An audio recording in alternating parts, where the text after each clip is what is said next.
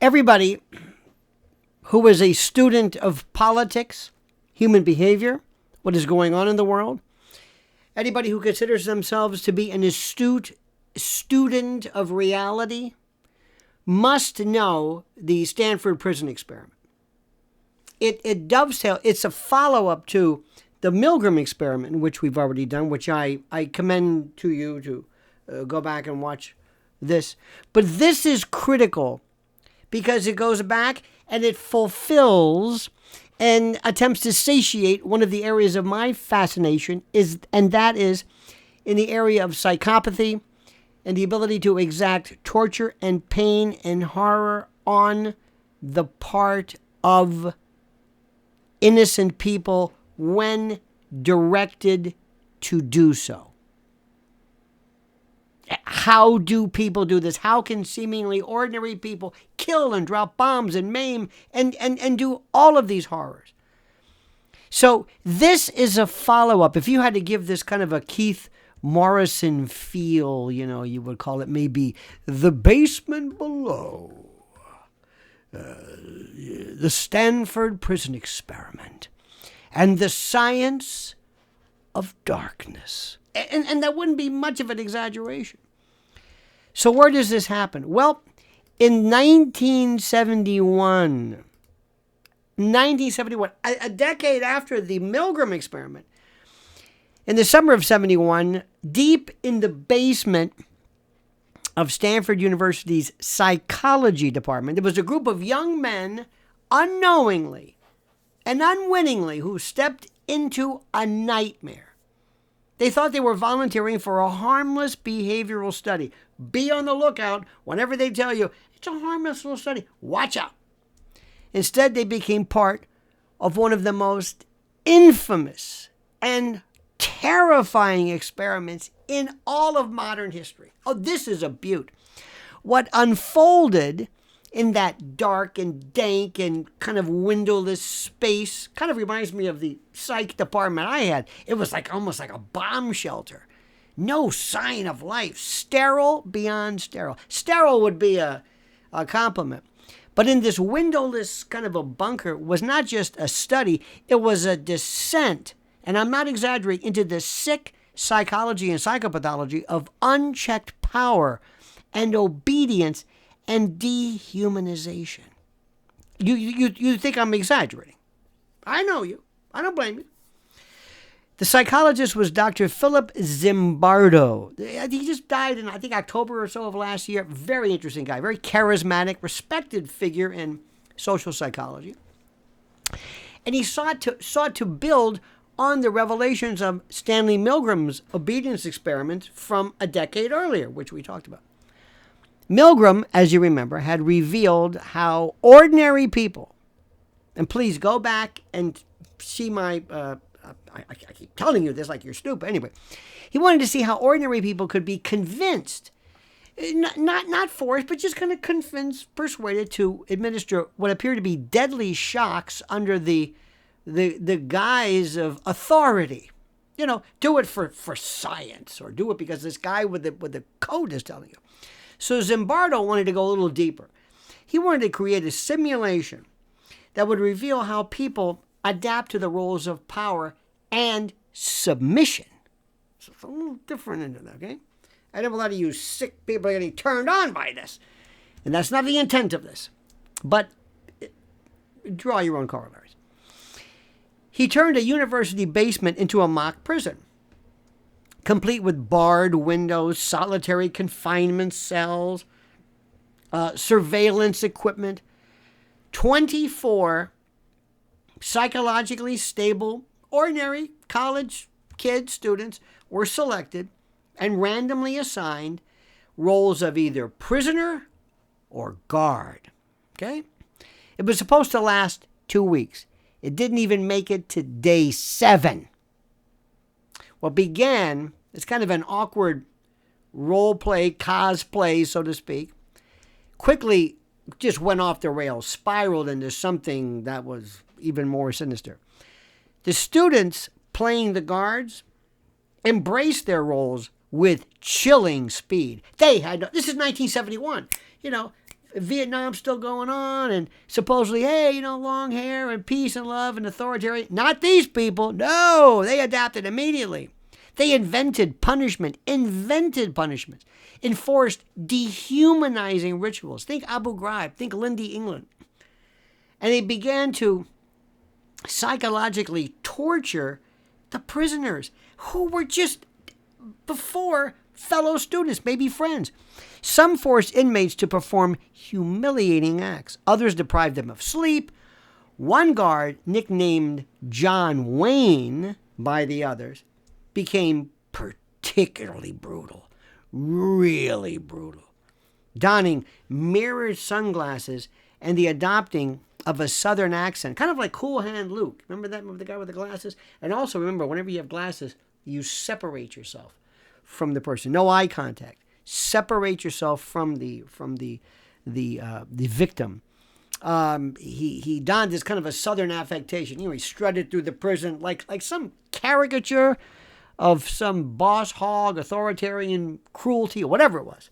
Now, the prisoners, meanwhile, began to break down. They cried. They raged. They went nuts. Some went catatonic. They pleaded for release. This is an experiment. Their sense of identity began to dissolve. It disappeared. They were stripped of names, dressed in smocks with numbers. They no longer felt like students or volunteers. They felt like inmates, like they were just rats, in some maze. And the guards, they weren't pretending anymore. They had become their roles they weren't told to do any of this. They just did it. Now, Zimbardo was acting as a prison superintendent. He didn't stop it, at least not until it was nearly too late. And he caught some grief later.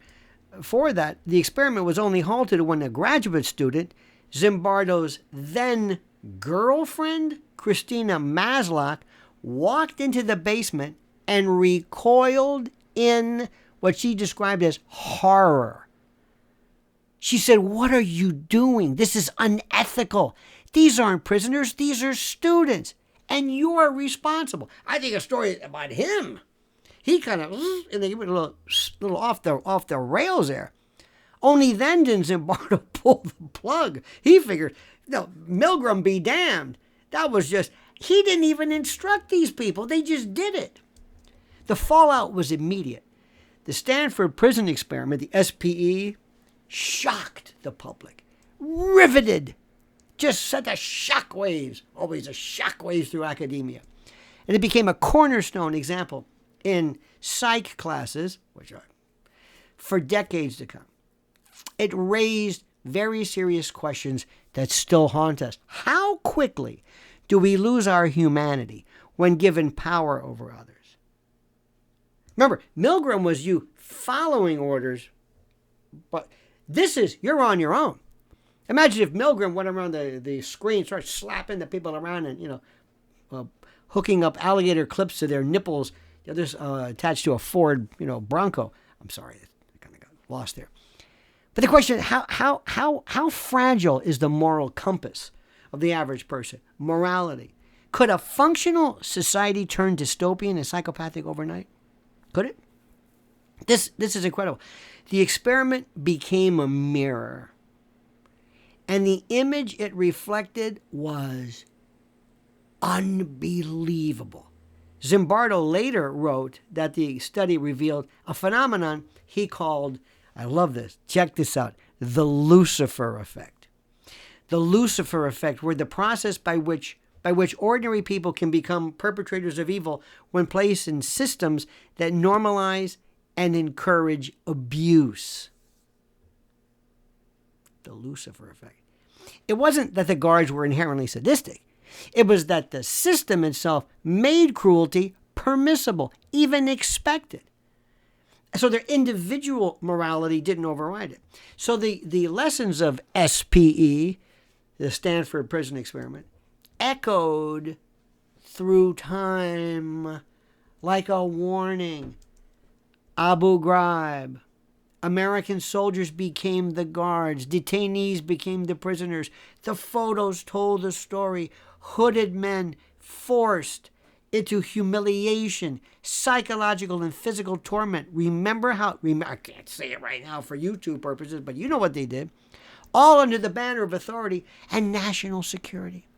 And Zimbardo himself drew the connection, testifying at courts-martial and cautioning that what happened in Iraq wasn't some freak accident, but a system failure. If the system brought this on, it encouraged it, it inspired it.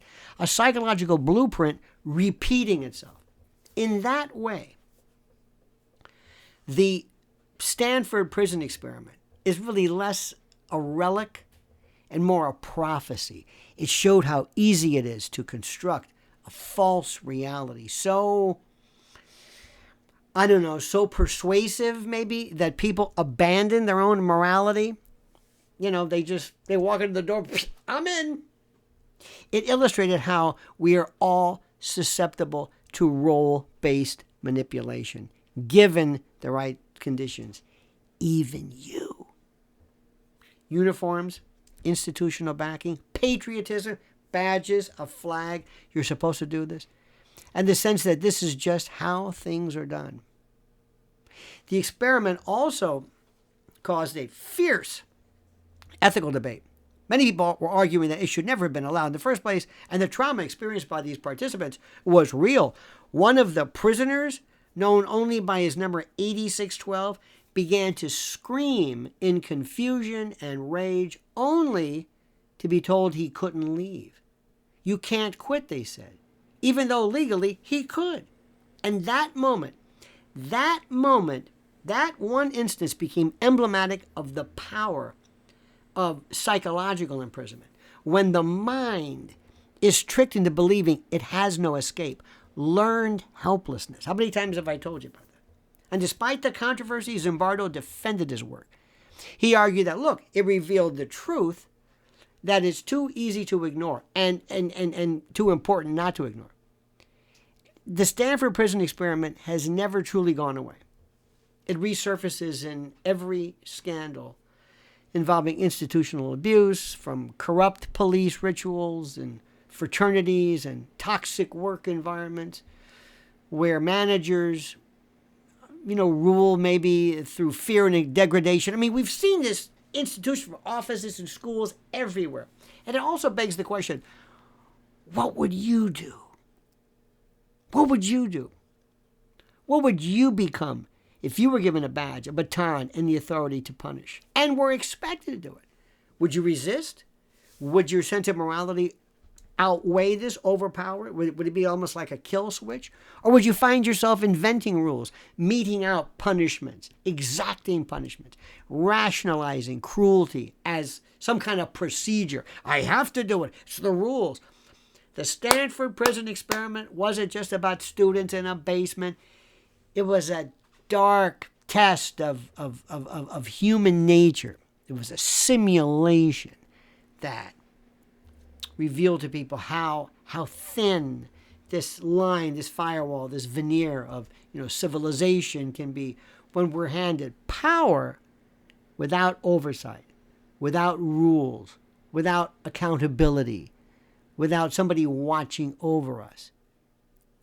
And when there are systems with no compassion, or systems that don't encourage it, maybe dissuade you from compassion.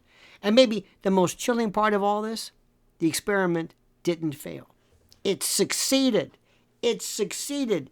Terrifyingly so, it succeeded. It proved that beneath the surface of polite society, and we're all God-fearing and loving, and we're all, inherently giving and loving, there's this primal, atavistic, animalistic susceptibility to authoritarianism. That is what it's about.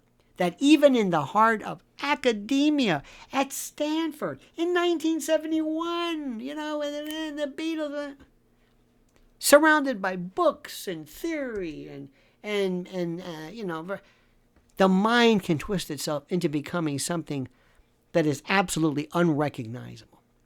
They walked into the basement as students, right? And they left as like cautionary tales. Don't let this happen. And the world above that basement would never be the same. This is really what you've got to study. This is what it's about. The SPE, the Lucifer Effect. Think about this one, my friends. What would you do? Now, in the meantime, like this video. You must do as I say. Like this video. Hit that little bell so you're notified of live streams and new videos, which is also very, very, very critical. And subscribe. Subscribe. Your subscriptions are critical to our endeavor. Think about this, my friends. Have a great and a glorious day. And by the way, in the section here, I want to hear your thoughts and comments as you comment. I've got some questions for you to answer. Comment as you see fit.